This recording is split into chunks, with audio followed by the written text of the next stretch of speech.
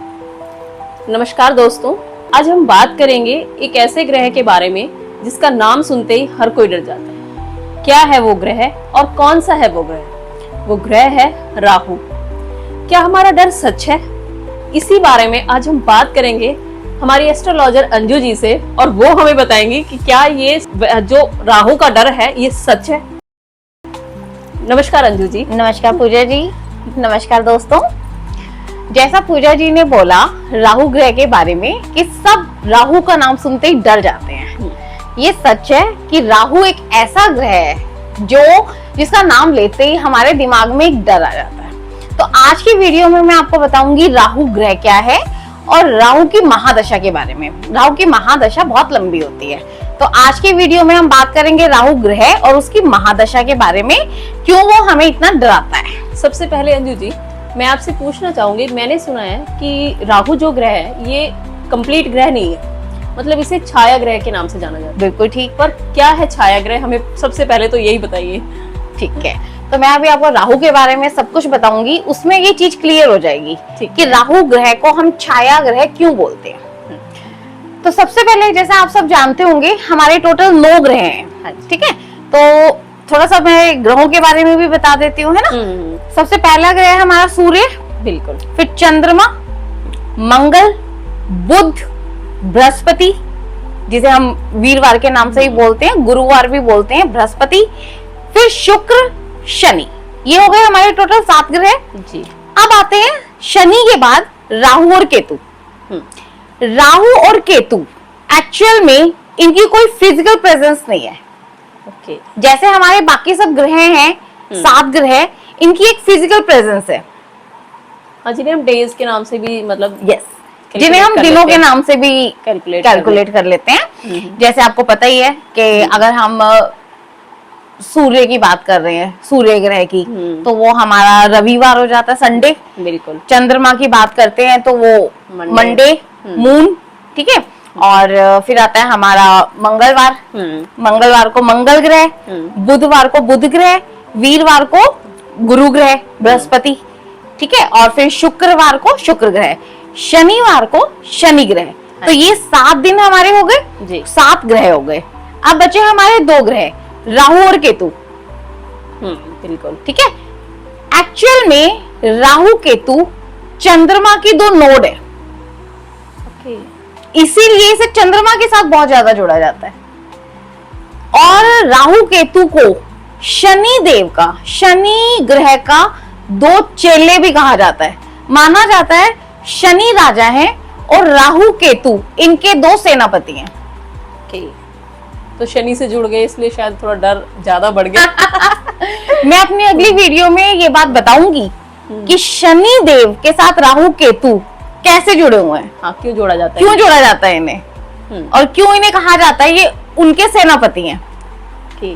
आज के वीडियो में हम राहु के बारे में बात करेंगे। बिल्कुल। ठीक है, तो जैसा आपने बोला कि राहु छाया ग्रह है, थोड़ा सा मैं इसके बारे में आपको एक इंट्रोडक्शन दे देती हूँ, जिससे आपको राहु ग्रह को समझना आसान हो जाएगा कि राहु ग्रह क्या है। इसके लिए हम चलते हैं वापस अपनी पौराणिक कथा में, माइथोलॉजी स्टोरी में। इसके पीछे एक छोटी सी स्टोरी है जिससे आपको ये क्लियर हो जाएगा। आप सब जानते हैं समुद्र मंथन हुआ था जी। समुद्र मंथन में देवताओं और राक्षसों, जो भी चीजें समुद्र मंथन से निकली थी वो सब देवताओं और राक्षसों के बीच में बटी थी। ठीक है, बहुत डिटेल में नहीं हम जाएंगे।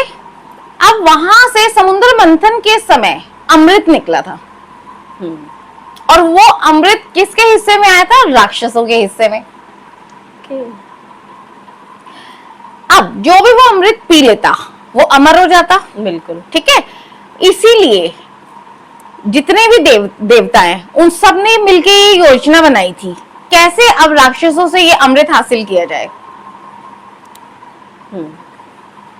हाँ बिल्कुल, राक्षसों को तो दे ही नहीं सकते थे अमृत। हाँ, तो राक्षसों के हिस्से में ये अमृत आ गया।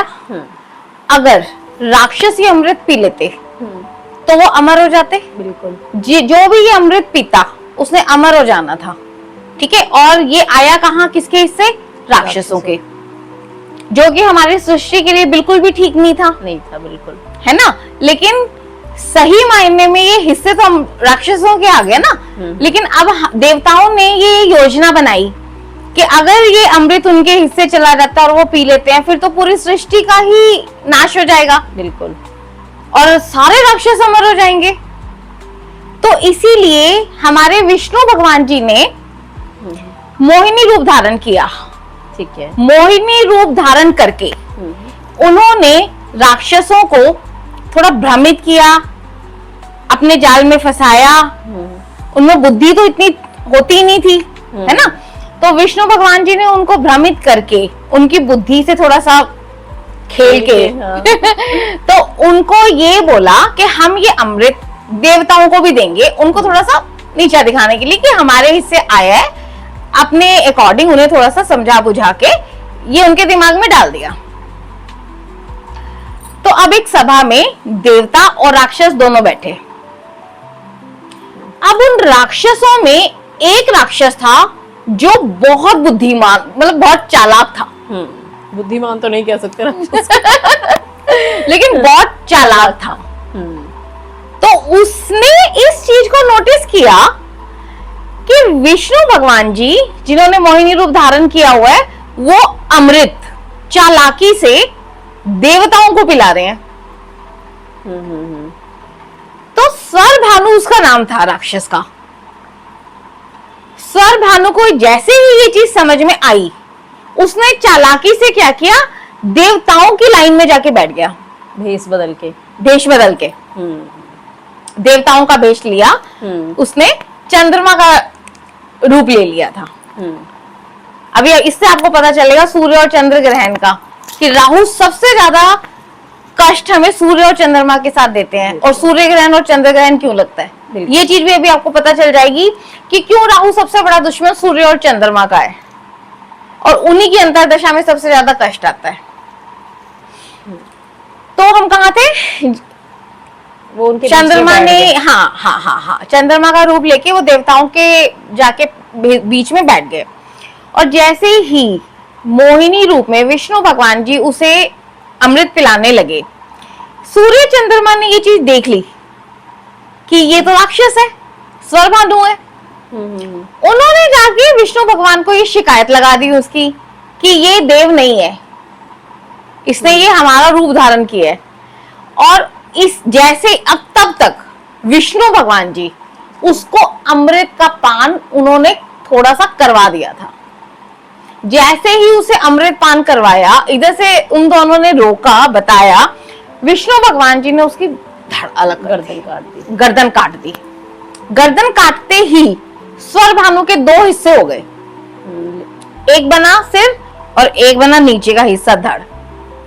क्योंकि अमृत तो अंदर जा ही चुका था, तो मतलब अमर वो हो ही गया। यस, ये हुआ, अमृत उसके अंदर जा चुका था, जिसकी वजह से उसके दो हिस्से तो हो गए, लेकिन वो फिर भी अमर हो गया। उसके दो हिस्से अलग अलग मतलब अमर हो गए, दो हिस्से अलग अलग हो गए, और वो बना स्वरभानु एक राक्षस, जिसको काटा उसके बने दो हिस्से। जो उसका गर्दन सिर वाला हिस्सा था, ये बना राहु, और नीचे का जो हिस्सा था ये बना केतु। और ये हो गया अमर। ठीक है, यहां से निकले राहु केतु।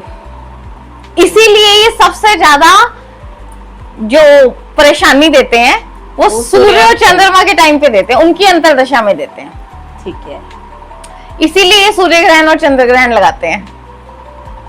सबसे कष्टदायी टाइम होता है वो। और इसीलिए इन्हें छाया ग्रह कहा जाता है, क्योंकि इनका ना शरीर नहीं है कोई। ठीक है, ये सिर्फ छाया ग्रह है। अब हम बात करेंगे राहु। जैसे मैंने आपको बताया, ऊपर का हिस्सा बना राहु। तो राहु का ना बॉडी नहीं है, नीचे का हिस्सा नहीं है। वो हमारे कहां पे इफेक्ट करता है, गर्दन, सिर में। सिर में वो यहां आके बैठता है, हमारे माइंड पे। ओके। तो राहु की दशा जब आएगी, तो सबसे ज्यादा उस टाइम पीरियड पे इंसान के माइंड पे हावी होता है वो। ठीक है, अब चलते हैं राहु की महादशा के बारे में। अभी मैंने थोड़ी सी आपको इंट्रोडक्शन दे दी राहु ग्रह के बारे में, कि राहु ग्रह क्या है। अब महादशा के टाइम पे ये हमारे ऊपर कैसे इफेक्ट डालता है, तो सबसे पहले हम जान लेते हैं राहु की महादशा कितने टाइम की होती है। राहु की महादशा होती है 18 साल की। बहुत लंबा पीरियड है। बहुत लंबा पीरियड है। तो 18 साल तक अब आपके दिमाग पे एक राक्षस का इफेक्ट है, क्योंकि जैसा मैंने आपको बताया राहु एक राक्षस है। अब इस महादशा के दौरान आपके साथ क्या क्या होता है, क्यों ऐसा बोला गया है कि राहु की महादशा का नाम सुनते ही हम डर जाते हैं, या ये हमें क्यों डराता है। और यहां मैं आपको एक चीज और बताती हूं, राहु को कलयुग का राजा भी बोला जाता है। हाँ, मैंने भी सुना है कि पैसों के लिए आप इस राहु सबसे ज्यादा इफेक्टिव है कलयुग में। 9 ग्रहों में से सबसे ज्यादा जो आपको पैसा देता है, हाँ, फर्श से जो आपको अर्श पे लेके जाता है, वो राहु ही है। ये कलयुग, इस कलयुग में राहु का ही बोलबाला है। अब आप इसे कैसे रिलेट करेंगे कलयुग के साथ। सबसे ज्यादा अब की जनरेशन में हम क्या यूज कर रहे हैं, फोन। हाँ, फोन। फोन राहु है। राहु कैसा ग्रह है जो कुछ भी देता है अचानक। इलेक्ट्रिसिटी राहु है। कोई भी इलेक्ट्रिक चीज होती है उसको जब हम प्लग से लगाते हैं, स्विच ऑन करते हैं, एक ही दम उसके अंदर करंट आता है। जितना भी आपका घर का सामान है इलेक्ट्रिक, वो सब राहु है।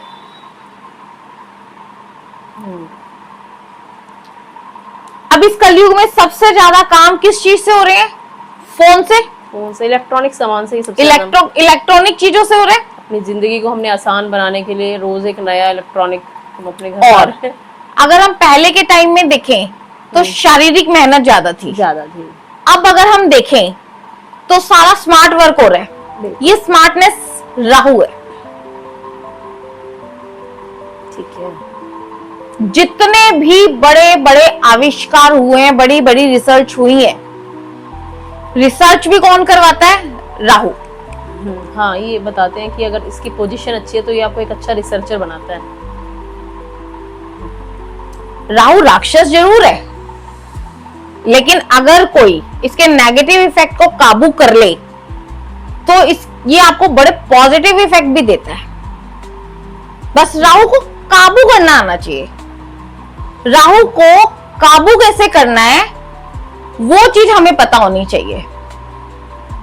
इसकी पोजीशन भी शायद आपकी कुंडली की जो राहु की पोजीशन है वो भी शायद इस पे इफेक्ट करती होगी, क्योंकि वो बिल्कुल करती है। हमारी कुंडली के टोटल 12 घर है। बिल्कुल। उनमें से राहु 3 घरों में बहुत अच्छा माना जाता है,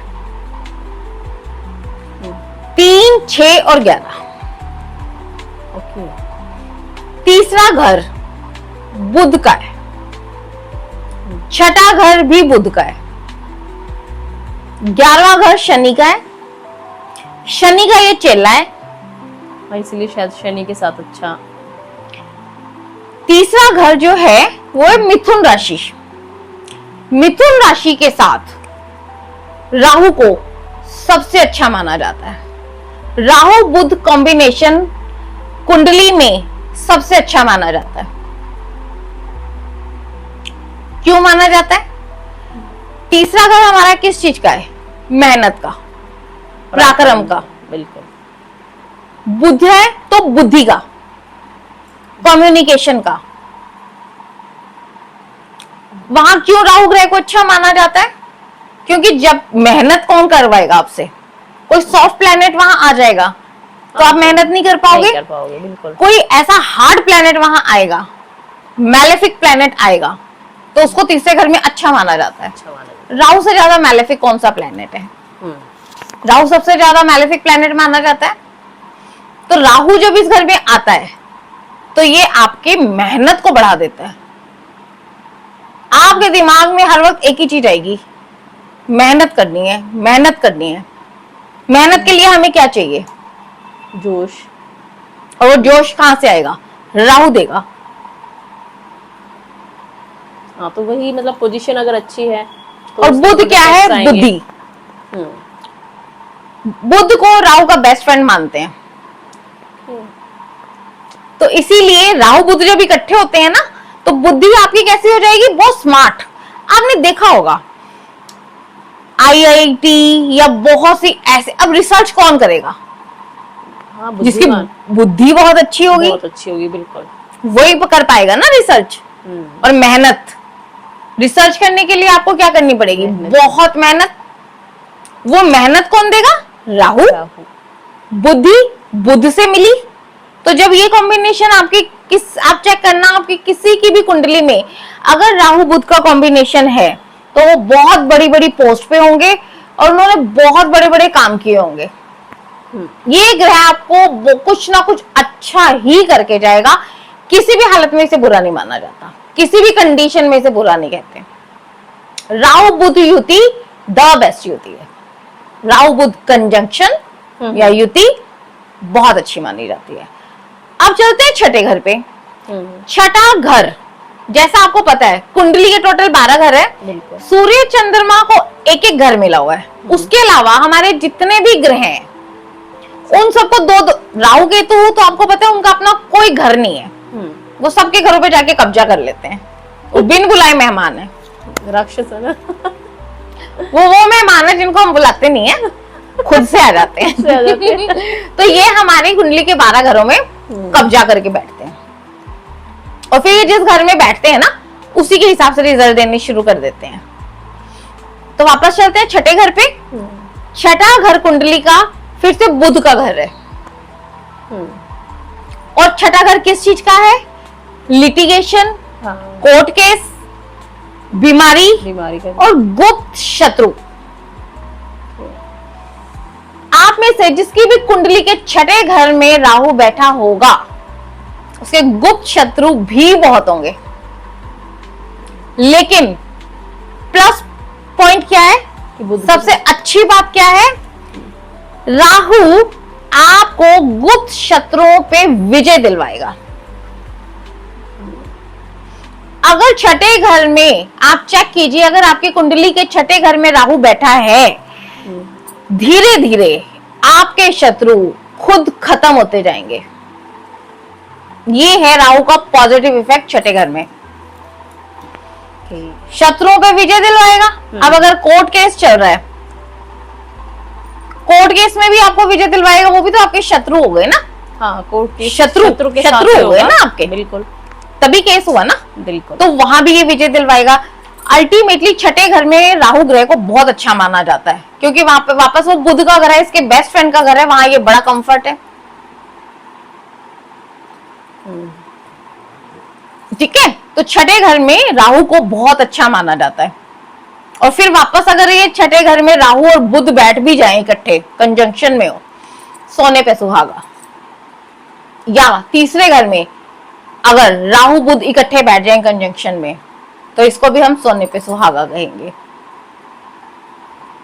हाँ, छठे घर बीमारियों का भी घर है, तो वहां पर आपको ये थोड़ी सी परेशानियां जरूर देगा, क्योंकि छठे घर से हमारी बीमारियों की शुरुआत होती है। छोटी बीमारियों का घर कहते हैं। छोटी बीमारियों का घर कहते हैं। कोई भी जब हमें बीमारी लगती है तो वो वहां से उसकी शुरुआत होती है। और अगर आपका राहु पॉजिटिव है, छठे घर में राहु पॉजिटिव ही होता है, और अगर वहां पर राहु ही बैठा है, तो ये आपको उस पर भी विजय दिलवाएगा कि आप ठीक हो जाओगे। आप ठीक हो जाओगे। ठीक है। तो तीसरे और छठे घर में राहु की सबसे अच्छी पोजीशन मानी जाती है।